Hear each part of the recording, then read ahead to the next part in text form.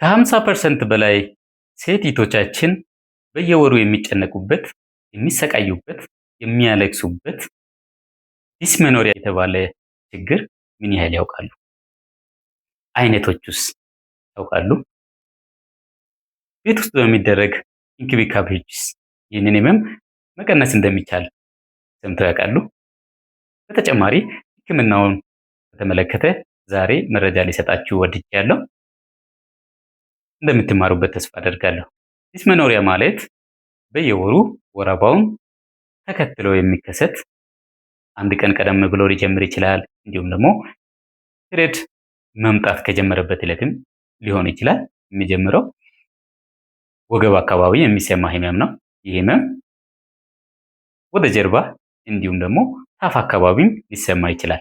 ወደ ጀርባ እና ወደ ታፍ አካባቢ የሚሰማበትን ሪፈርድ ፔን እንለዋለን። ሪፈርድ ፔን ማለት አንድ ችግር ሲኖር ሁለት የተለያየ ቦታ ላይ ህመም ሲሰማ ነው። ያም የሚሆነው ተመሳሳይ ነርቭ ሩት ስለሚጋሩ ነው። ስለዚህ ወገብ አካባቢ ህመም ሊሰማቸው ይችላል። ከዚህ በተጨማሪ ማቅለሽለሽ፣ ማስታወክ፣ ድካም ማለት እንዲሁም ደግሞ ድባቴ ሊሰማቸው ይችላል። የህመም መጠኑ ክብደቱ ከሴት ሴት ይለያያል።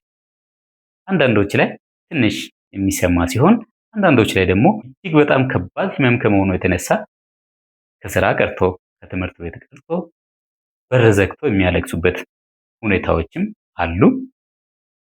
ስለዚህ ይህ ከባድ ችግር ነው። ይህንን ችግር ታሳቢ በማድረግ አንዳንድ ሀገራት ከስራ ፈቃድም ይሰጣሉ። እንደኛ ሀገርን ወደፊት ይህ ተግባራዊ ሊሆን እንደሚችል ተስፋ አደርጋለሁ። እንግዲህ አይነቶች ጋር ስንደርስ ሁለት አይነት ነው ያለው። አንደኛው ፕራይመሪ ዲስሜኖሪያ ይባላል። ፕራይመሪ ዲስሜኖሪያ ማለት ፔሪየድ ከጀመረበት ከመጀመሪያው ፔሪየድ ጀምሮ የሚኖር አይነት ህመም ስሜት ነው።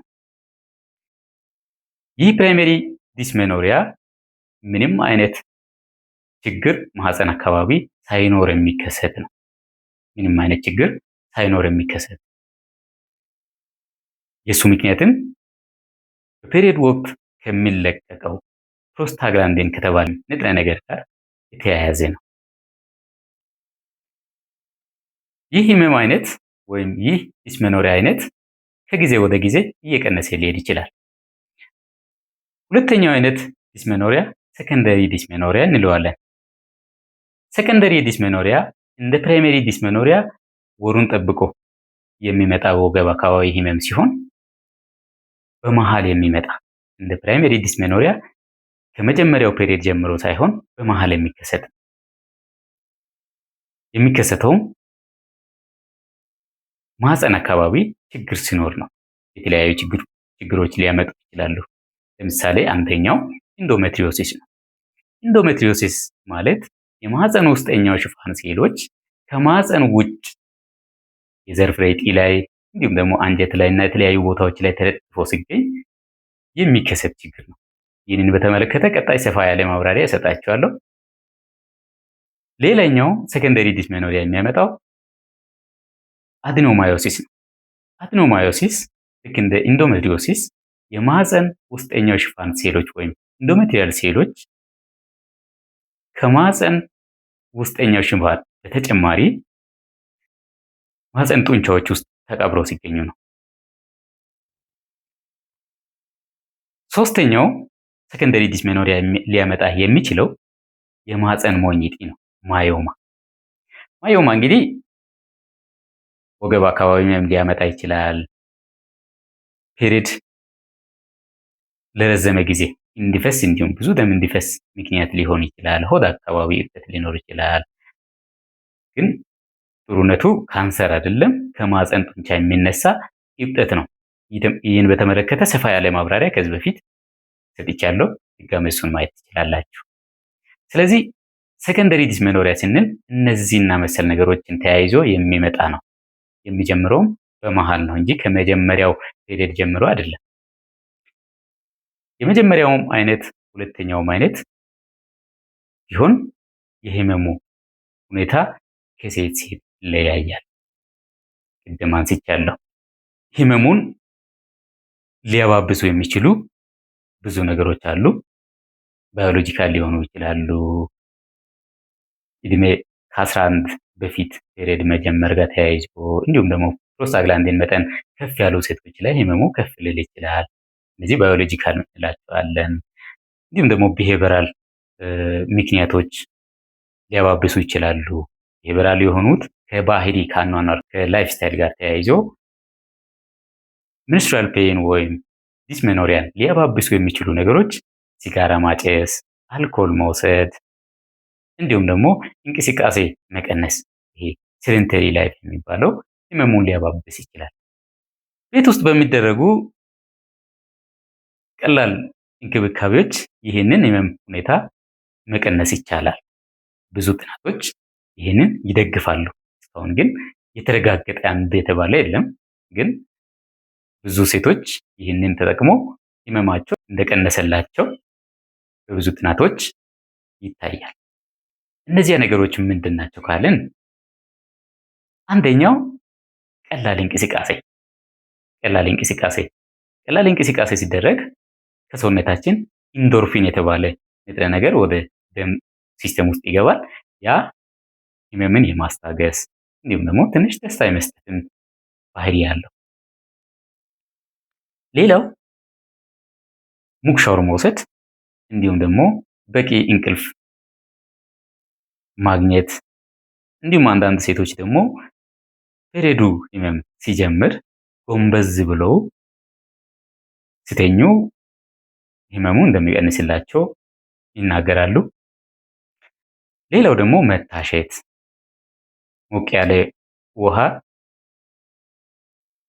ሆድ ታችኛው ክፍል ላይ በማስቀመጥ በጣም ሞቅ መሆን የለበትም። ይሄንን ጥንቃቄ እንድትወስዱ። በጣም ሞቅ ከሆነ ማቃጠል ነገር እንዳለ ያው ይታወቃል። ስለዚህ ትንሽ ለብ ያለ በማድረግ ህመሙ እንዲቀንስ ማድረግ ይቻላል። እነዚህ ቤት ውስጥ በሚደረጉ እንክብካቤዎች ህመምን እንዴት መቀነስ እንደሚቻል የሚጠቅሙ ናቸው። ሌላው መድኃኒት ህክምና መስጠት ይቻላል። ከመድኃኒቶቹ አንደኛው የህመም ማስታገሻ ነው። ህመም ማስታገሻውም የሚመረጠው ናንስቴሮይዳል አንቲ ኢንፍላማቶሪ ድራግ የተባሉ መድኃኒቶች ሲሆን እነዚህም አይቦፕሮፌን፣ ዳይክሎፌናክ እንዲሁም ደግሞ ናፕሮክሲን የመሳሰሉት ናቸው። እነዚህ የሚያደርጉት ምንድነው?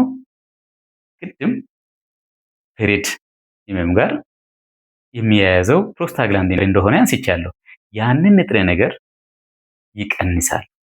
ያ ንጥረ ነገር ሲቀንስ ህመሙ የመቀነስ ነገር ስላለው የማስታገስ ባህሪ ስላለው እነዚህን ህመም ማስታገሻዎቹን መውሰድ ይቻላል። ወሩን ጠብቆ ሙሉ አንድ ወሩን ሳይሆን ፔሪየድ በሚመጣበት ቀን ብቻ በመውሰድ ጎንዮሽ ጉዳቶችን ደግሞ መቀነስ አለብን። ሌላው ሆርሞናል መድኃኒቶች መውሰድ ይቻላል። ከነዚህ አንደኛው ኮምባይንድ ኦራል ኮንትራሴፕቲቭ ወይም ፒልስ የሚባለው ብዙ ብራንዶች ሲኖሩ አንደኛው ብራንድ የተለመደው እንደኛ ሀገር ቾይስ የተባለ ብራንድ ነው። እሱንም በመጠቀም ፔሪየድ ህመም ማስታገስ ወይም መቀነስ ይቻላል። ሌላኛው ዲፖም መጠቀም ይቻላል አንዳንድ ሁኔታዎች ላይ። ስለዚህ በእነዚህ መድኃኒቶች የዲስሜኖሪያ ህመም ማስታገስ ማከም ይቻላል። ነገር ግን በራሳችሁ ብቻ ሳይሆን የመጀመሪያው አይነት ነው፣ ሁለተኛው አይነት ነው በሚለው የማህፀን ጽንስ ህክምና ስፔሻሊስት ሐኪም ጋር ቀርቦ ታይቶ ቢሆን ይመከራል። ስለዚህ ዲስሜኖሪያ አጠር ያለ ማብራሪያ ይህን ይመስላል። ብዙ እንደተማራችሁበት ተስፋ አደርጋለሁ። በተለይ ሴቶች ለራሳችሁ፣ ወንዶች ደግሞ ለእህቶቻችሁ፣ ለሚስቶቻችሁ እንክብካቤ ለማድረግ ይህንን ማወቅ እጅግ በጣም አስፈላጊ ነው። ምክንያቱም ሴቶች በየወሩ ሲጨነቁ፣ ሲታመሙ እኛ ካልተረዳንላቸው ተገቢ አይደለም። ተረድተንላቸው ህመማቸውን አውቀን ተረድተን እንክብካቤ ስናደርግ ስነልቦናዊም እንዲሁም ደግሞ መድኃኒትም ካስፈለገ ስንሰጥ እንግዲህ አለኝታችን ይሄ ነው፣ ኃላፊነታችንም ነው። ይህንን እንድታደርጉ እንዲሁም ደግሞ ወደፊት የዲስሜኖሪያ እረፍት እንደ ሀገር እንዲሰጥ የተቻለንን እናደርግላለሁ።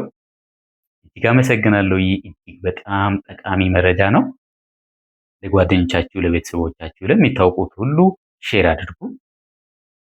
ቀጣይም እንዲህ ጠቃሚ የሆኑ መረጃዎችን ይዤ እመጣለሁ። ሰብስክራይብ አድርጉ ይህንን ቻናል። ጥያቄ ካላችሁ ኮሜንት ላይ አስቀምጡ። እያንዳንዱን ጥያቄ እያየው ለብቻም ይሁን እንዲሁም ደግሞ እንደዚህ ሰፋ ያለ ማብራሪያ በመስጠት እመልሳለሁ። ቀጣይ በሌላ ቪዲዮ እስክንገናኝ ድረስ በሰላም ሁኑልኝ። እወዳችኋለሁ። ዶክተር ጌታሁን እባላለሁ። የማህፀንና ጽንስ ህክምና ስፔሻሊስት ሐኪም ከወላይታ